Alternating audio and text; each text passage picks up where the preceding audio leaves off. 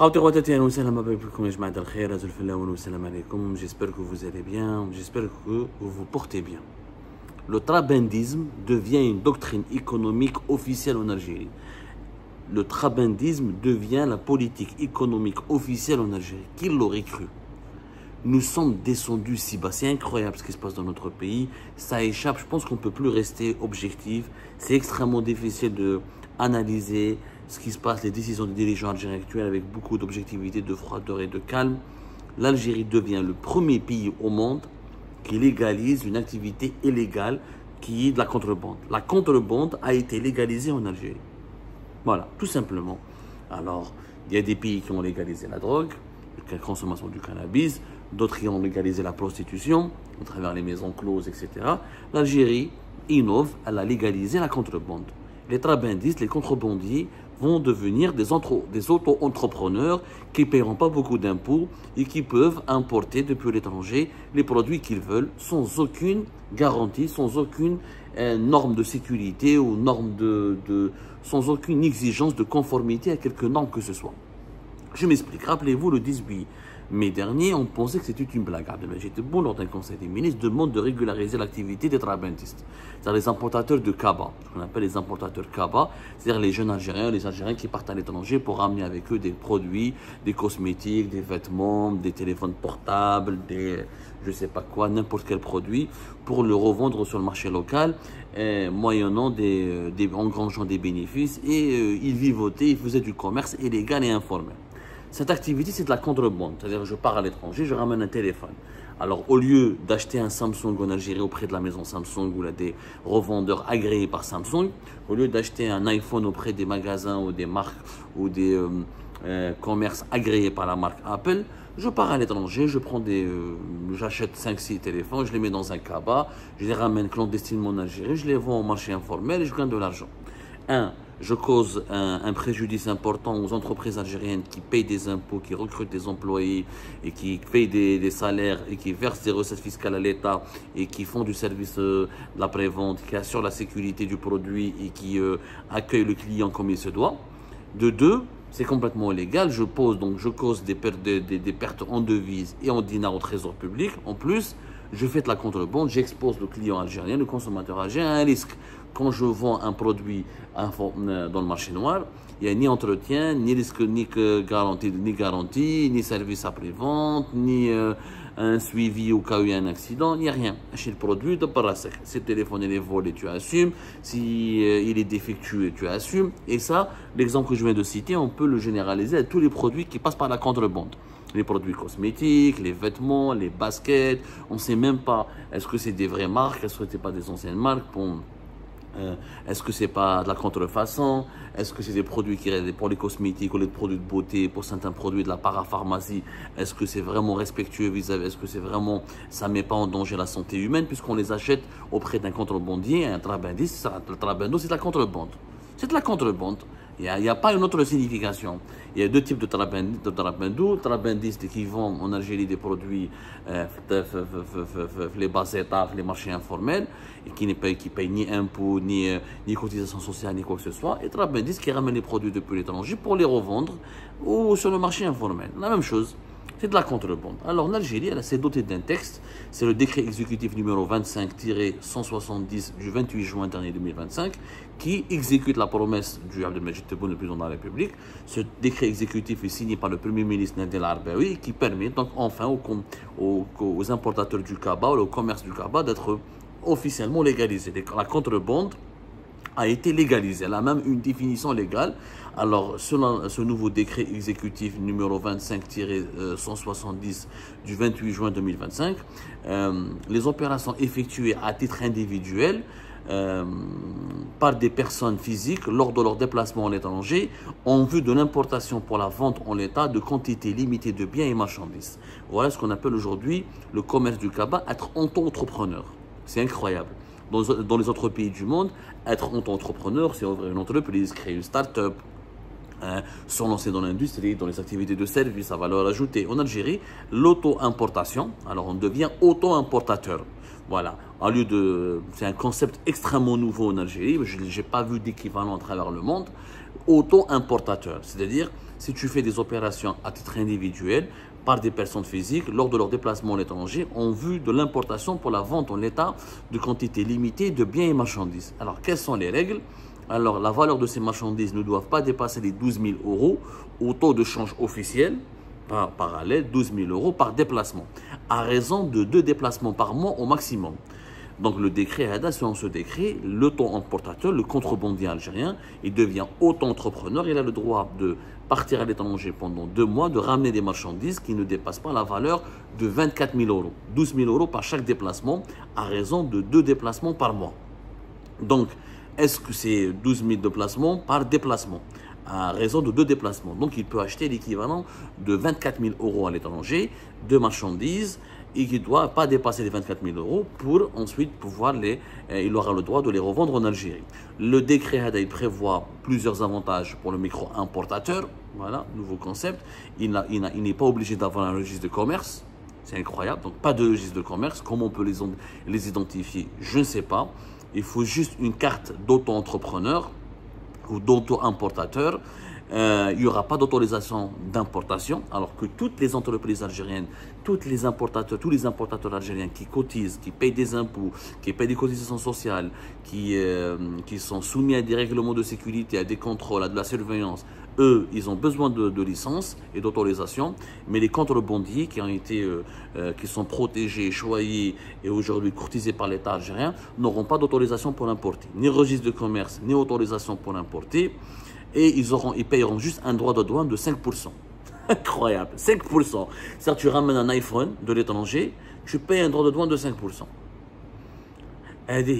Tu ramènes un ordinateur Apple ou HP, tu payes un droit de douane de 5%.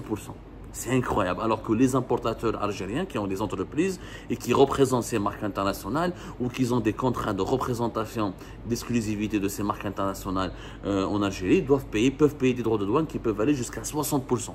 Mais le contrebandier, lui, ne paye que 5%. Donc, pas de registre de commerce, pas d'autorisation d'importation, juste un droit de douane de 5%. Il faut que cette activité soit exercée exclusivement personnellement par les personnes physiques, pas de création d'entreprise. Il faut avoir le statut auto-entrepreneur et les conditions, il faut avoir l'âge légal de travailler, être de nationalité algérienne, il faut être résidé en Algérie. Il ne faut pas être un Algérien qui habite à l'étranger. Il ne faut pas avoir une activité salariale rémunérée.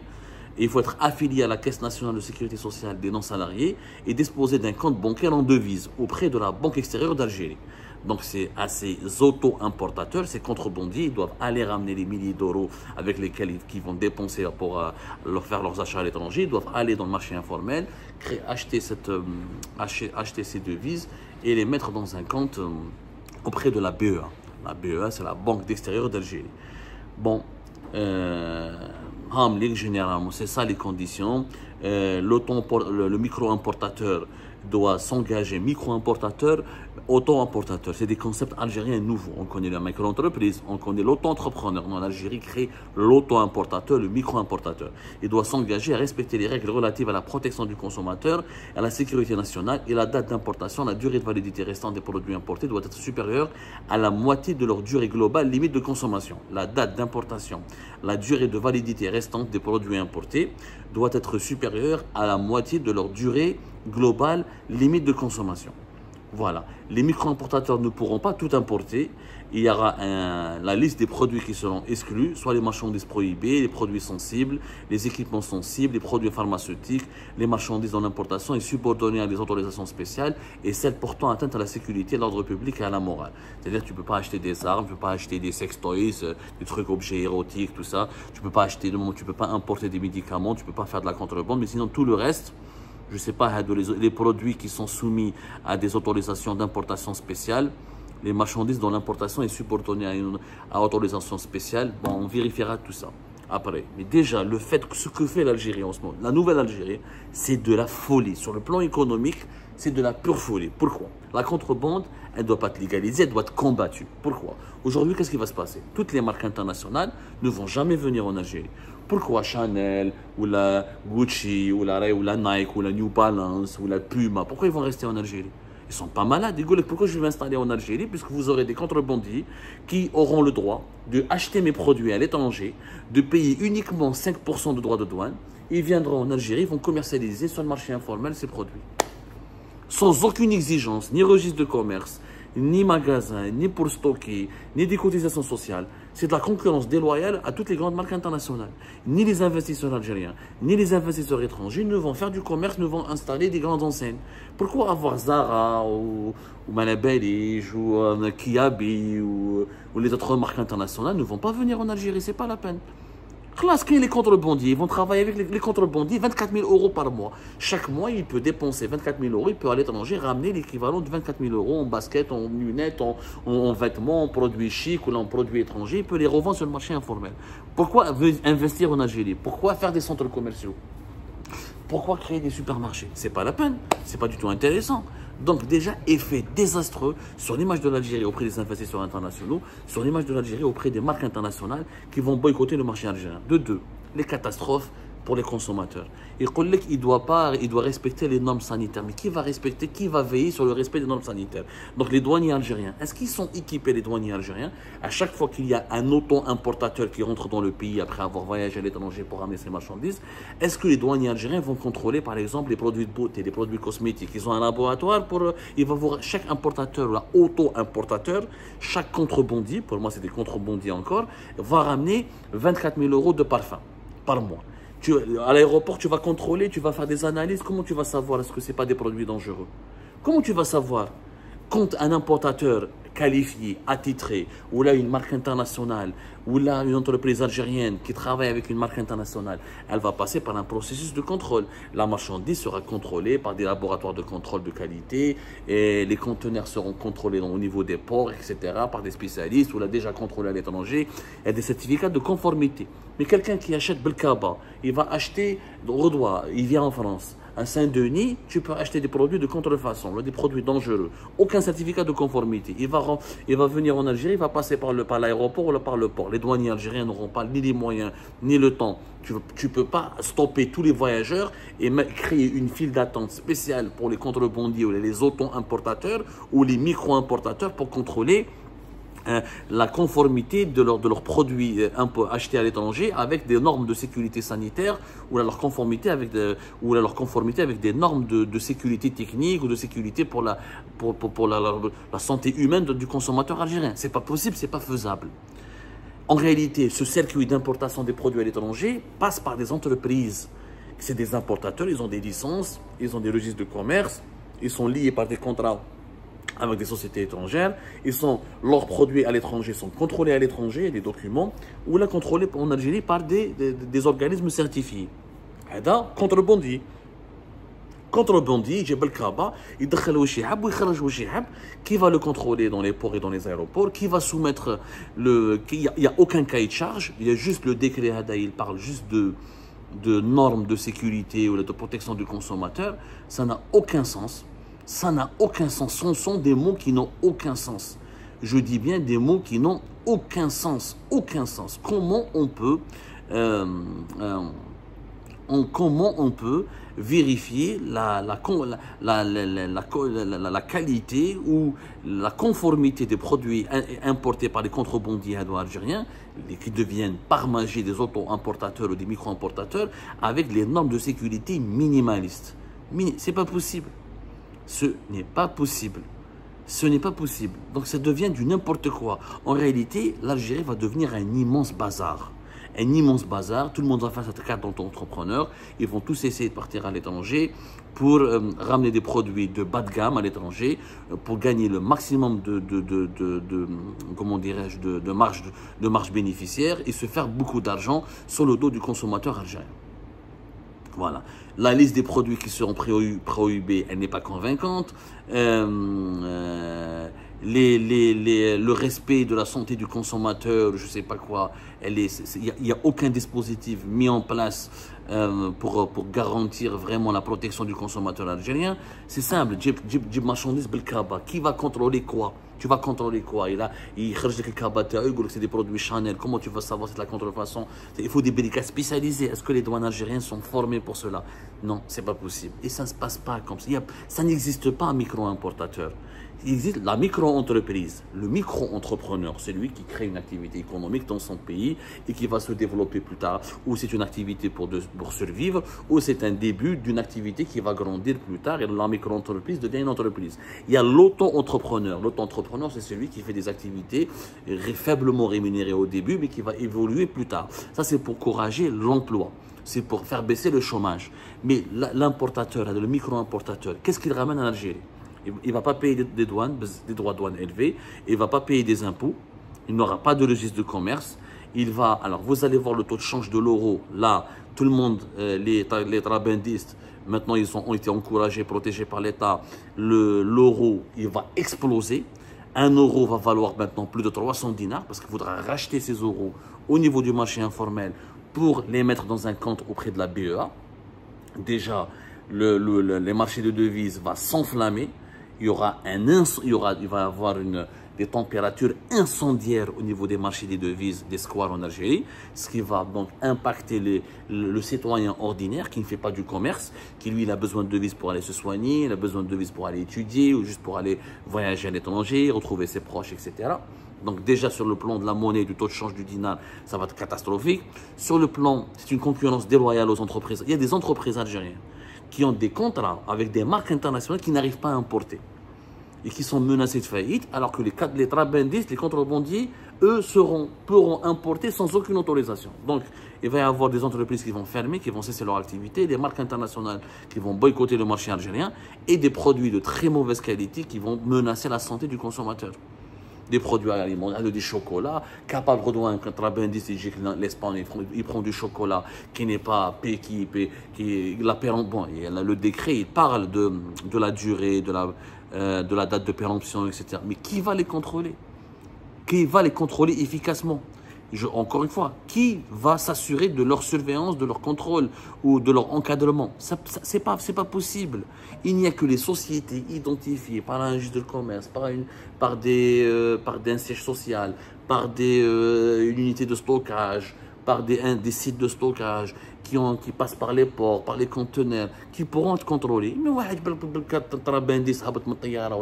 il passe avec des milliers de passagers. Comment tu vas le contrôler? C'est pas possible. L'Algérie, encore une fois, devient le premier pays au monde, à mon avis, à ma connaissance, je ne connais pas d'autres cas équivalents, qui légalise la contrebande. Ça va nuire énormément à l'économie nationale. C'est la décision la plus catastrophique de l'histoire de l'Algérie indépendante. On veut aider les jeunes Algériens, il faut leur créer des emplois. Qui va partir à l'étranger? Ce sont les privilégiés. Qui a le visa pour aller acheter en France? Qui a le visa pour aller acheter en Europe, en Espagne? C'est très peu d'Algériens, ce sont des privilégiés. Très rare. Même Dubaï et les Émirats, on les visas, zéro les visas. Il n'y a que la Turquie. Il n'y a que les bénéficiaires de la filière turque. La Turquie va profiter. Les exportations turques vers l'Algérie, les produits turcs ils vont inonder le marché algérien parce que c'est le pays qui offre le plus facilement le visa pour les commerçants algériens. Donc, les auto-importateurs auront le visa turc plus facilement. Ils ne ramèneront que des produits turcs. Donc, l'Algérie sera inondée par des produits turcs. Pas forcément de bonne qualité, encore une fois. Les auto-importateurs vont vouloir gagner de l'argent. Ils ne vont pas ramener un produit cher pour le revendre très cher en Algérie avec un pouvoir d'achat qui est en chute libre. Ça n'a pas de logique. Donc, l'Algérien de base ne peut pas avoir le visa Schengen. Il n'y a que les privilégiés qui peuvent avoir le visa Schengen.